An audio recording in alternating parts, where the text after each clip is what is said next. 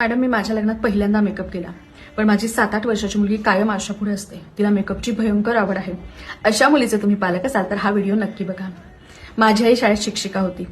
2 मिनिटात घातलेली पेडाची वेणी आणि चेहऱ्यावर फासलेली पॉन्ड्सची पावडर एवढाच काय तो तिचा मेकअप. बरं, त्यावेळी गुगल, युट्यूब यांचं फॅडही नव्हतं. त्यामुळे मेडिकलला, हॉस्टेलला जाईपर्यंत मेकअप काय असतं हे मला माहिती नव्हतं. आज माझ्या मुलीच्या आईकडे 7-8 प्रकारच्या लिपस्टिक आहेत. बेसिक मेकअपचं सगळं काही सामान आहे.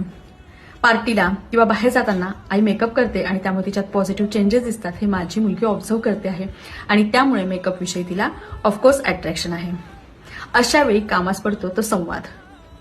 मेकअप करायला सुरुवात कधी करायची, मेकअप करताना काय काय काळजी घ्यायची, लहान मुलींची स्किन कशी सेन्सिटिव्ह असते आणि मेकअपमधल्या केमिकल्सचे त्यांच्या स्किनवर काय दुष्परिणाम होऊ शकतात हे गुगलवर, कधी संवादातून, कधी प्रॅक्टिकल उदाहरणं दाखवून मुलींना समजून सांगावं लागतं. आणि एवढं असूनही 2-4 महिन्यातून एकदा मेकअपला परमिशन द्यावी लागते, कारण मुलं आपल्याला फॉलो करतात.